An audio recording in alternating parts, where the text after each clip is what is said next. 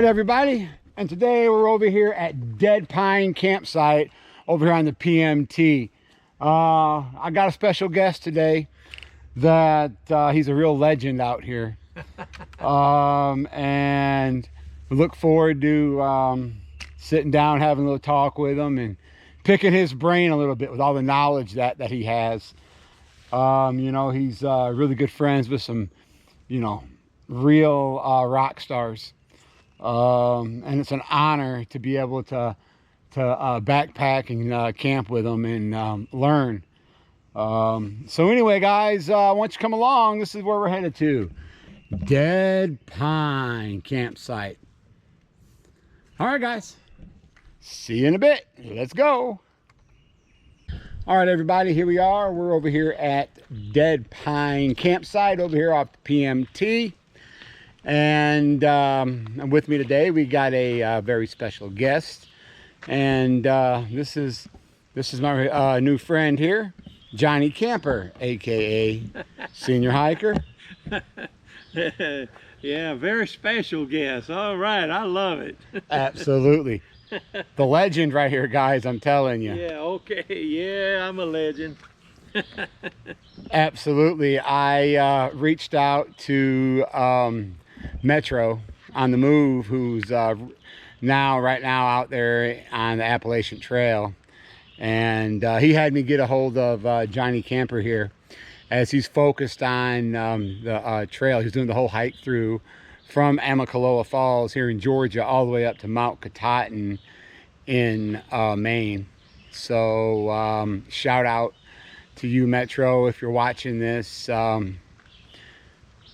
by the way, Andy, Metro on the Move, and Chris Oconee have hit triple digits. They only got 999 miles left on the trail.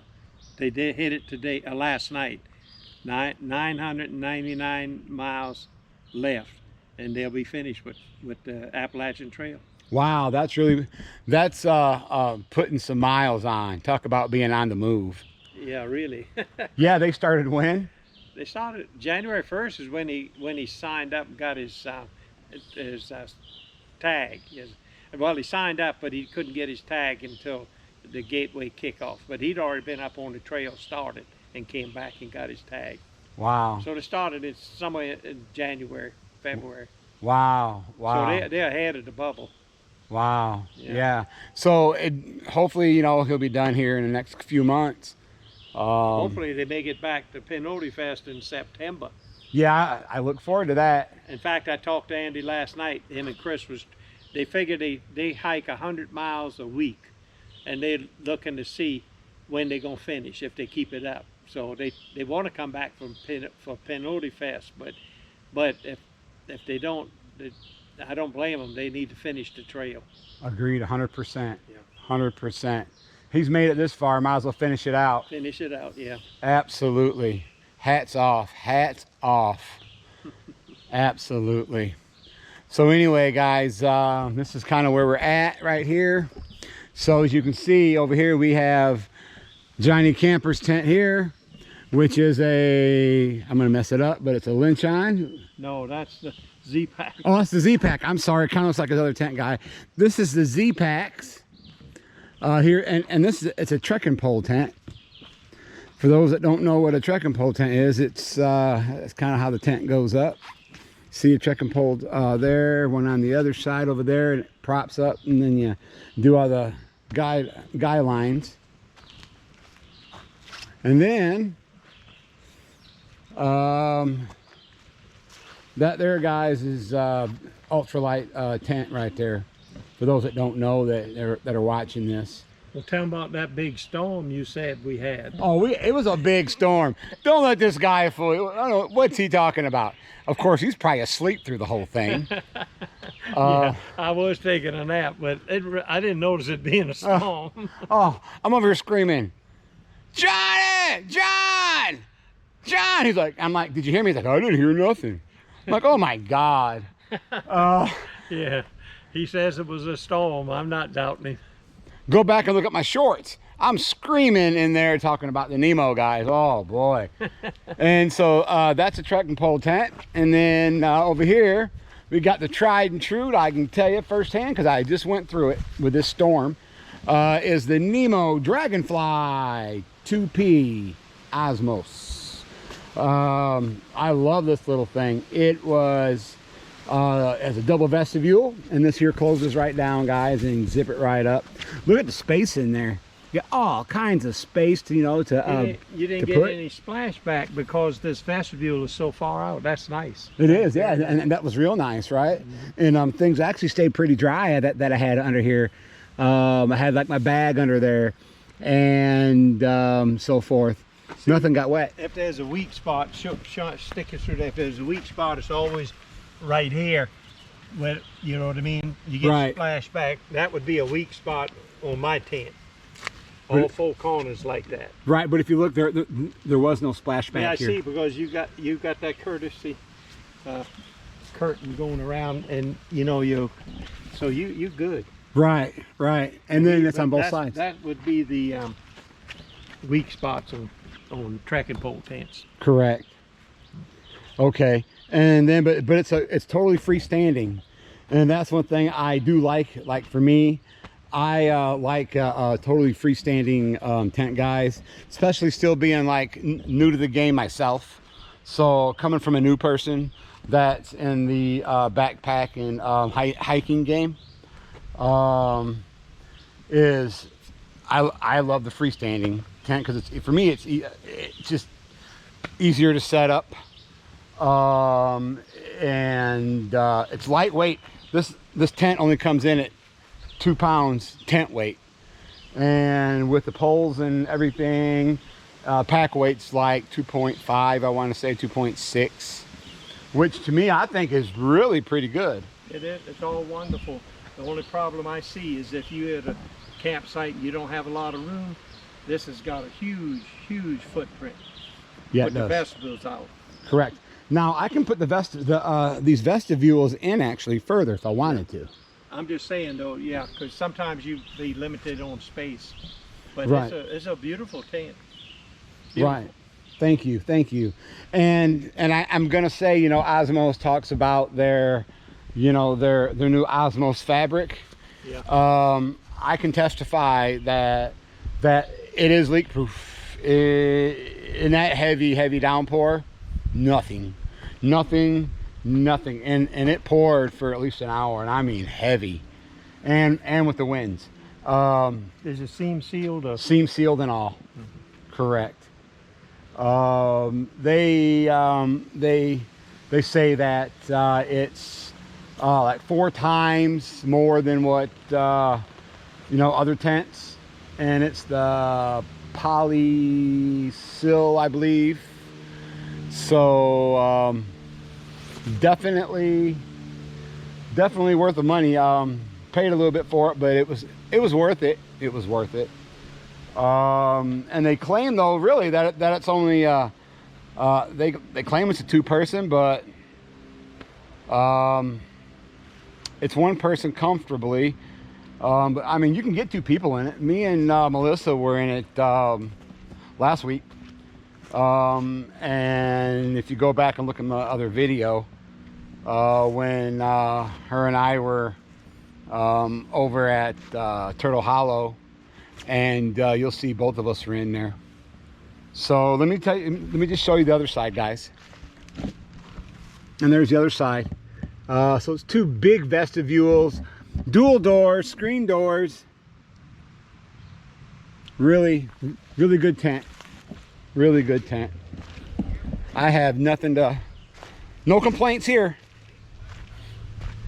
So anyway, guys, we're just kind of hanging out here for a while right now, and I think I'm gonna have me a couple cups of coffee, and just we're gonna shoot the bull a little bit. All right, guys. Well, hey everybody, good morning. We are now on our way out. I didn't get much footage last night. We were just too busy fellowshipping, and so excuse me for that. But now we're on our way out. It's only like a what is it, John? About 0.3 out? Is that what you said? Yeah, 0.3. 0.3 here on the AT. The PMT. The PMT. Yeah, he means 3 point miles. No, 0.3 miles. And going out, guys, we're taking the white blaze out to the PMT, which will turn into the blue blaze. Let me give a little look-a-loo here, turn it around so y'all can see a little bit. And I think I'm gonna let John kind of lead us a little bit. Go ahead, John. All right.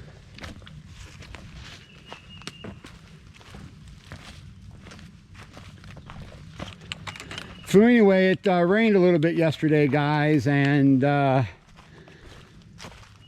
so we were kind of hung out in the tents for about an hour, and it got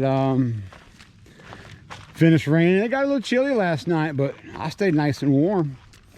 That Nemo Disco, that thing got it done. I actually started sweating.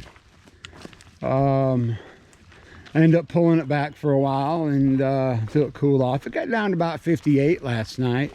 Just gorgeous, gorgeous weather to be out. And it just wasn't too bad. Wasn't too bad at all. But here's trail guys going out.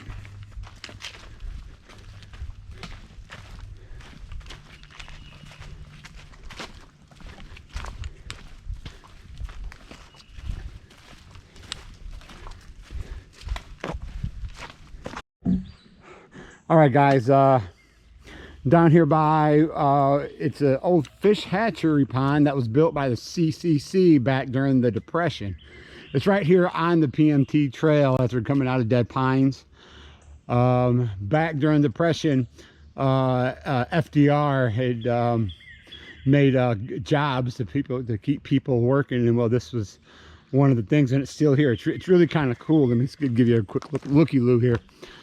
So it's still filling up with water. Obviously, there's no fish in it, I don't believe, probably anymore. But it used to be a fish hatchery.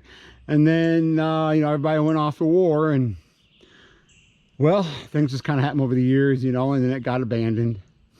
And the project stopped. But I just thought it was kind of neat. And I just thought that I would kind of show it to you. But let's keep on going down the trail here. So you follow the blue blaze. And the blue blaze is marked very well. Seems like all the trails they're marked quite well. See, blue blaze. They're within eyesight of the next one, supposedly. Okay, yeah. You should be able to see the next one if you stand here. Yep. Yeah, because you can see another one right up here. Yeah. Oh yeah, you can smell the sulfur. That's for sure. It smells like you can smell a little bit from there. If you look, guys, see it's how dark that is. It's just dark and murky. Let me give you a little looky-loo on this side real quick, guys. So, I'm trying to make these a little shorter. So, you know, they say that I keep these going too long, guys. I know y'all get bored and just want to click off or just go to the next one. So right here, it says there's a split in the trail. Right here.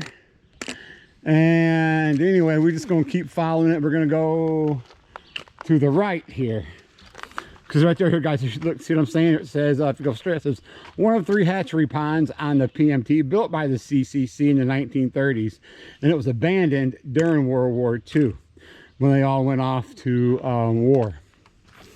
So that's something, just a little bit of history. A lot of history out here on the PMT as I'm starting to learn. Really neat, you know, just what FDR did for, you know, for the people, for the Americans back during World War, you know, World War II and back during his presidency. As he called this, his Georgia. And how many times did he come out here and visit John, do you know? Who? FDR? I think 84 times during his presidency. 84 times. He went up to Darvale's Knob, is where the barbecue pit is. Yeah. The flag that flies up there has only got 49 stars. 49 stars. And that's because there wasn't 50 states, Because correct? Alaska in 49. 49. Well, there you guys have it. If you go... 48 stars. 48, I was like, wait a minute. Yeah, I'm confused. 48 stars, not 50. Okay, and that's why, guys. But anyway, yeah, we're just gonna keep on going down the trail. All right, everybody. Here I'm back out of the trail, up here at No Name parking lot, which is where you park. If you just, a couple different places you can park, but we parked over here at No Name parking lot. All together from the parking lot down into Dead Pine's campsite is a half mile, 0.5 to here. It was a great trip, guys. I know it was really short, wasn't a lot to be shown, but it was. We were just talking and fellowshipping. Me and Johnny Camper, aka Senior Hiker 77, and it was just a really great time. So anyway, to all of you out there, remember, life is a journey. Live it.